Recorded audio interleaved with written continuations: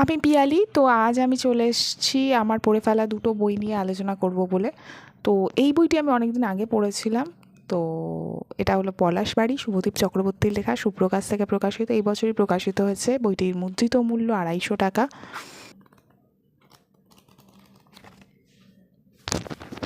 এখানে যেটা লেখা আছে, বড় শহর থেকে ঘণ্টাখানেকের দূরত্বে জেগে থাকে যে আপাত আলোড়নহীন মফস্বল টাউনগুলো, তাদের মতোই একটা টাউন শহর দরদি।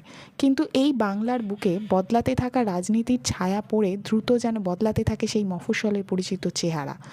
লোভ, হিংস্রতার কালো পিচের রাস্তায় ছিটকে পড়া রক্ত, এই সবের মধ্যে দিকে দিকে জ্বলতে থাকে কোথাও এক পশলা প্রেমও।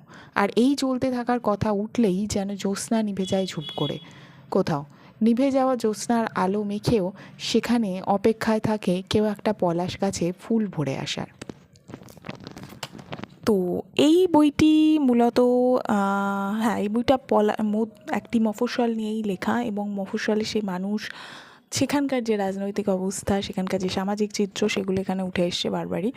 সেখান থেকেই উঠে এসছে একটি ছেলে, তার নিজের জীবনের লড়াই, এবং সেই লড়াই লড়তে গিয়ে তার একজন খুনিতে পরিণত হওয়া, এবং সেখান থেকে তার নিজের মধ্যের যে চেতনা, এবং তার জড়িয়ে পড়া একটি মেয়ের সাথে, সেই মেয়েটি পড়াশোনাকে, শিক্ষাকে এগিয়ে নিয়ে যাওয়ার জন্য যে কোনো প্রান্তে যেতে রাজি আছে।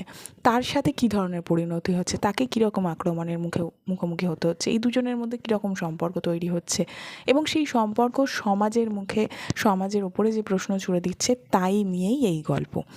সমাজের কিছু ক্ষমতাশালী ব্যক্তি এবং ক্ষমতা এবং দুর্নীতি, সমস্ত কিছুর মধ্যে দিয়েও মানবিকতা কীভাবে জেগে থাকছে।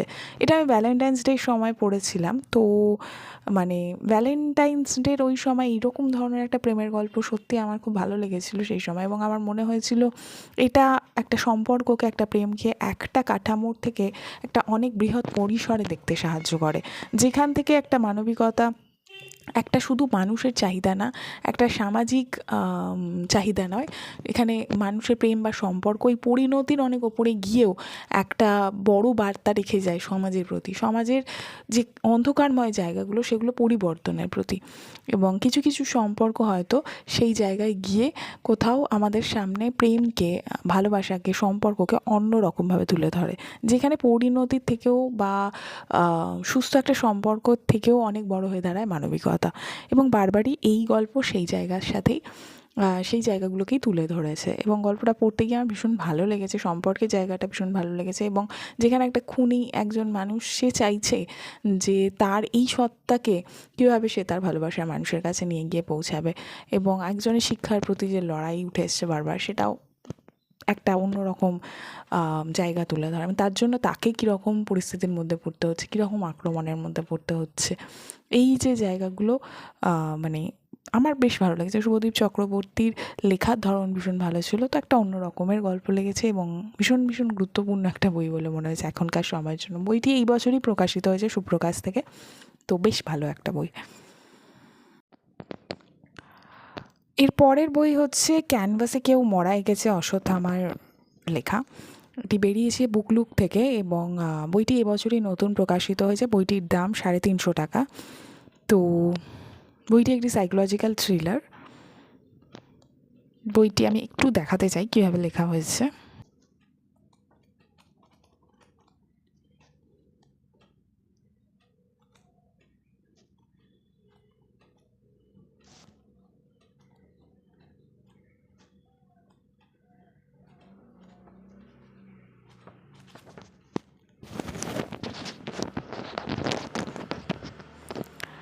আচ্ছা, বইটি বিভিন্ন সাল, এই 1993, তারপরে 2015, বিভিন্ন সাল এখানে উঠে এসছে, বিভিন্ন জায়গা যেমন বাগুইহাটি, এগুলো উঠে এসছে। মানে একটা ডায়েরির মতন করে বইটির ঘটনাগুলোকে দেওয়া হয়েছে এখানে।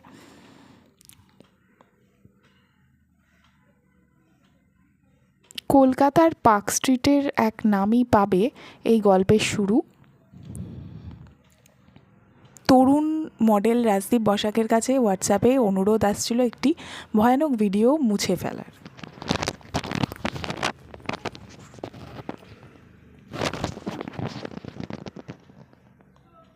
সেই রাতেই নিজের ভাড়া বাড়িতে খুন করা হয় তাকে। শরীরে আঁকা ছিল রহস্যময় প্রতীক, ফুল দিয়ে সাজানো মৃতদেহ, আর দেওয়ালে রক্ত দিয়ে লেখা অদ্ভুত বার্তা, অশোক তুমি অশুদ্ধ। এসিপি অভিক দত্ত এই অদ্ভুত হত্যাকাণ্ডের তদন্তে নামেন। তদন্তের পরতে পরতে খুলতে থাকে রাজদীপের গোপন জীবন, রহস্যময় সম্পর্ক, ব্ল্যাকমেল, অজানা ভিডিও ও এক নারীর উপস্থিতি। ফরেনসিক রিপোর্ট অনুযায়ী খুনি ধীরে ধীরে তাকে মৃত্যুর দিকে ঠেলে দিয়েছে।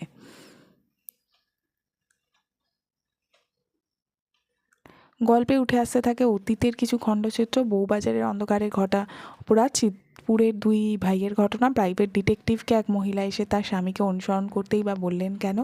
এইসব টুকরো ঘটনার কি বর্তমান খুনের সঙ্গে যোগাযোগ আছে? এদিকে অভিক দত্তের মেয়ে শ্রেয়সী রাজদীপের সমবয়সী, নিজের আইটি কোম্পানিতে চাকরি হারিয়ে দিশেহারা। তারই ঘনিষ্ঠ বান্ধবী সাংবাদিক শিবানী ঘোষ এই কেসটাকে আলাদাভাবে অনুসন্ধান করা শুরু করে।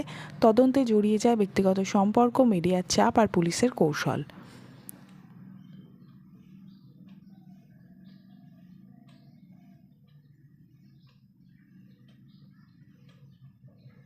রাজদীপের মৃত্যু কি ব্যক্তিগত শত্রুতা, না অশোক নামের কোনো ভয়ঙ্কর অতীতের সঙ্গে জড়িত? এবার এখানে একটা বিষয়েও আমি বলতে চাই, অশোক তুমি অশুদ্ধ বিষয়টিকে কিন্তু বইটিতে খুব ভালোভাবে বর্ণনা করা হয়নি, যেটা আমি দেখলাম। আচ্ছা, আমি আসছি বাকি প্রসঙ্গে সঙ্গে জড়িত। হত্যাকারী একজন, না এই হত্যা কেবল একটি ষড়যন্ত্রের অংশ? ঘটনার জটিলতা বেড়ে যায় যখন হত্যার সংখ্যাও পাল্লা দিয়ে বাড়তে থাকে। কী করবেন অভিক দত্ত? ক্যানভাসে কেউ মরা এঁকেছে, আধুনিক কলকাতার পটভূমিতে রচিত সাইকোলজিক্যাল ক্রাইম থ্রিলার। তো এইটা আমি পড়তে গিয়ে যে কটা চরিত্র এখানে আছে, রাজদীপ, অভিক দত্তের মেয়ে শ্রেয়সী, তার বান্ধবী শিবানী,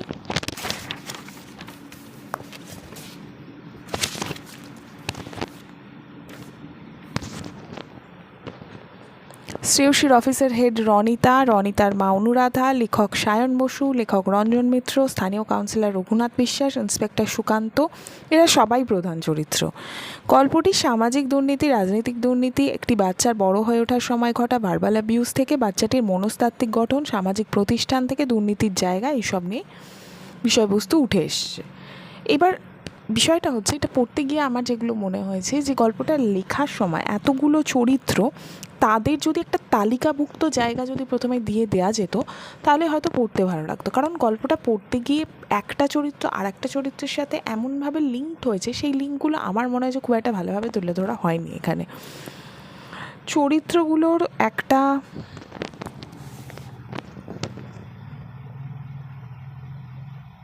চরিত্রের যে কার্যকলাপ প্রত্যেকটা চরিত্রে, সেগুলো খুব একটা স্বচ্ছ নয়। এবার গল্পটার লেখার ধরন ভালো ছিল, বিষয়বস্তু ভালো ছিল, কিন্তু বিষয়বস্তুতে যে অনেকগুলো জায়গা উঠে এসছে, সেগুলোর যে স্ট্রাকচারটা, গঠনগত যে জায়গাটা, সেখানে অনেকটা খাপ থেকে গেছে। বেশ কিছু প্রিন্টিং মিস্টেকও আছে। তো সব মিলিয়ে আমার মনে হয় যে গল্পটার গঠনগত জায়গায় অনেক ফাঁক রয়ে গেছে, এবং যেটা আরও অনেক ভালো হতে পারতো। আমার এটাই পড়তে গিয়ে মনে হয়েছে।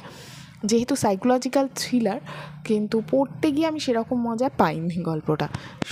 তো যাই হোক, এইটা হলো আমার পরবর্তী বই, ক্যানভাসে কেউ মরা এঁকেছে। এটা হচ্ছে আমার পরবর্তী বই।